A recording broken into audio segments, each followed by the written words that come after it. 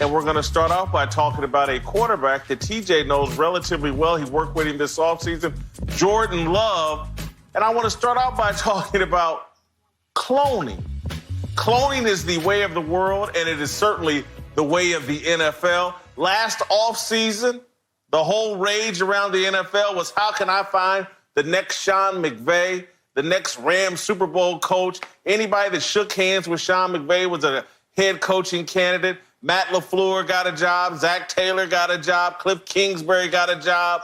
Everybody wanted to clone Sean McVay. Well, now this year, it's about cloning Patrick Mahomes. That's what it's about. That's why the Green Bay Packers moved up in the first round to go get Jordan Love, because they clearly, in my mind, believe Jordan Love has a chance to be the next Patrick Mahomes. Jason Whitlock of CBS Sports wrote a recent article in the past 2 days suggesting the Packers would have been smarter to sign Andy Dalton and use their first-round pick on a position of need. That all makes sense if you haven't caught Mahomes mania. See, the problem, and I'm not blaming Jason Whitlock for this. He doesn't do this. But the problem with a lot of the media is we're so caught up in social media, and social media baits us to always look for the negative racial angle as it relates to anything to do with the NFL. And so everybody spent this offseason complaining, Cam Newton doesn't have a job. Oh, that's racist. Oh, Jameis Winston only got a one-year deal in New Orleans. Why isn't he a starter? That's racist. Dak Prescott's not the highest-paid quarterback in the NFL. That's racist. No. If it weren't for social media, everybody would be focused on the fact that this offseason has been defined by teams looking for the next Patrick Mahomes or the next Lamar Jackson. Go look at the two boldest moves in this NFL draft. The Packers going up to get Jordan Love because they think he can beat Patrick Mahomes, and the Philadelphia Eagles in the second round with Carson Wentz signed to a $130 million contract. They go get Jalen Hurts because they think he can be a mini Lamar Jackson. This offseason, things are phenomenal, never have been better for the black quarterback. I think it's clear by what the Packers have done here. They think Jordan Love, in their mind, who knows if he can reach this level, but in their mind, they think he has a chance to be the next Patrick Mahomes. Marcellus, we will start there. Do you think the Packers made this move because they think this kid might be the second coming of Patrick Mahomes? They may think that, but there's not much evidence to suggest that he is that.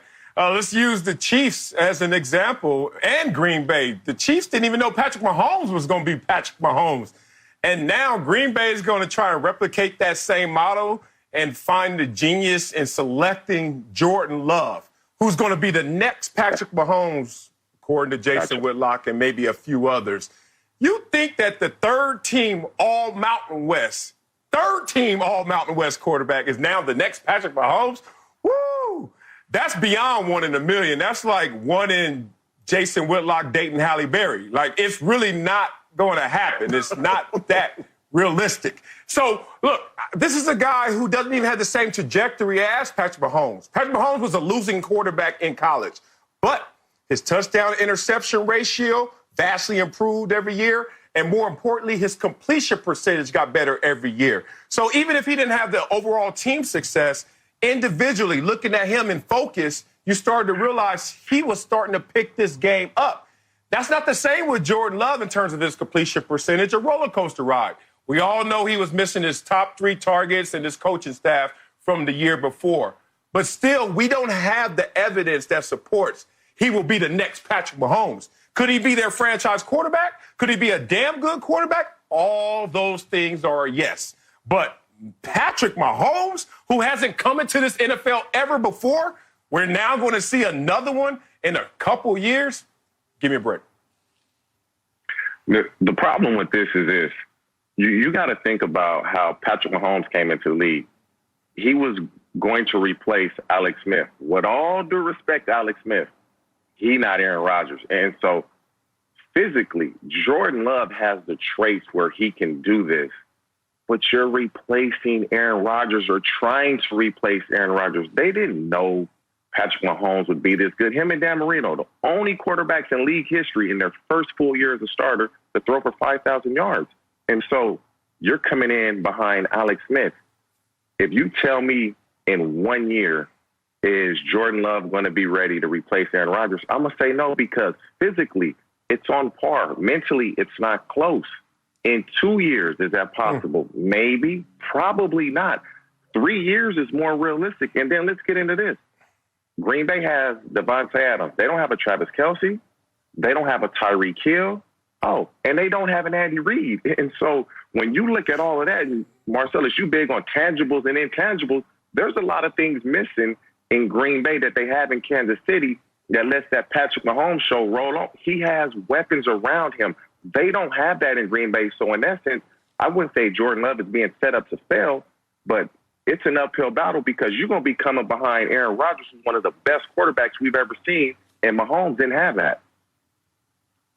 Okay, nothing that has been said has defeated my argument, because do I think that Matt LaFleur and the front office of the Green Bay Packers think that Jordan Love has a chance to be a duplicate, a clone of Patrick Mahomes? Yes. That's why you go up and make this move when you have an Aaron Rodgers. The Chiefs, you're right. They had Alex Smith, who was doing a tremendous job, but he certainly isn't Aaron Rodgers and never was on that level. Aaron Rodgers, a two-time MVP. But when you go up and make a move this bold when you're sitting on Aaron Rodgers, that says you have a lot of confidence in Jordan Love and the decision you're making. It's a much more bold move than the Chiefs made on Patrick Mahomes. And yes, if you heard, we had Brett Veach, the general manager of the Chiefs, on this show. He certainly had a lot of confidence in Patrick Mahomes, and that's why they moved up to go get him at the number 10 slot in the NFL draft. So, again, I'm not predicting that the guy's going to be Patrick Mahomes. I'm suggesting that the belief system in Green Bay is that, man, this kid has a lot of the qualities. He only had 2 starters returning his senior year. His coaches left. We think this kid's a diamond in the rough. And if you look at the NFL and its history, that's why I referenced Sean McVay. Do I think Matt LaFleur or Zach Taylor, are they going to do what Sean McVay did? No.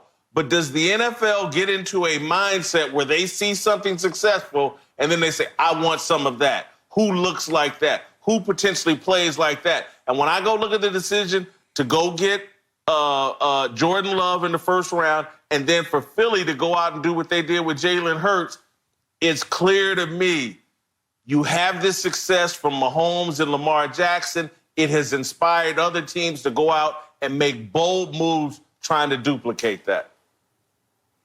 Well, it shouldn't be clear to you because this shouldn't be clear to Green Bay and their brass. Let's use them against themselves.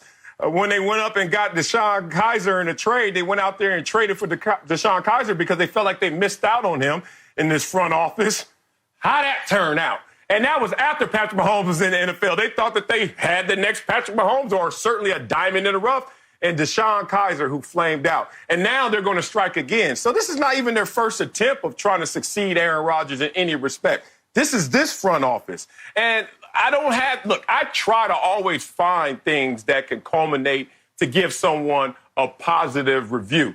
But it's hard to find it. Like TJ said, Patrick Mahomes is in company with Dan Marino because of the 5,000 yards first time starting.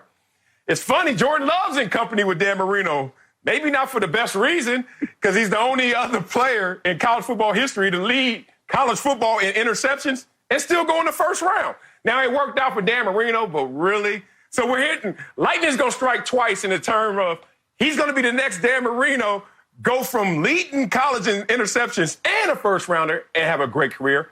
But he's also going to get lightning in the bottle again and be the next Patrick Mahomes. I think Green Bay doesn't have clear vision on this pick and this selection. I root for him. I hope for the best. But Patrick Mahomes should not be in the conversation of who he could be. And that's the biggest problem. Jason, you're right. 100% it's a copycat league. You look at everybody's running a zone read and RPOs. They weren't doing that before. A couple teams started doing it. It looked like it worked. Oh, let's put this in our offense. Every week, when you game plan, You'll play a team and, oh, this play worked against them. Oh, we're going to put this play in our playbook for this week and see if it works. Jordan Love has a physical ability. The problem is Patrick Mahomes is an anomaly, man. He's a unicorn. You don't see guys like him all the time. And so the hope that he can be Patrick Mahomes and you can possibly replace Aaron Rodgers, that's a lot of prep. Like, Patrick Mahomes is a unicorn, man. Like, he's that good. And so you can't expect anybody to come in and do what Patrick Mahomes has done because we probably won't see this again. Well, that is what men do. They chase things beyond their means, and we have dreams, and we launch them, and we see great things. You know, I see myself, I'm Denzel Washington. Thanks for watching. Subscribe here to get the latest from the show, and be sure to check out more of the best clips from Speak For Yourself, or go watch a few segments from our other shows on FS1.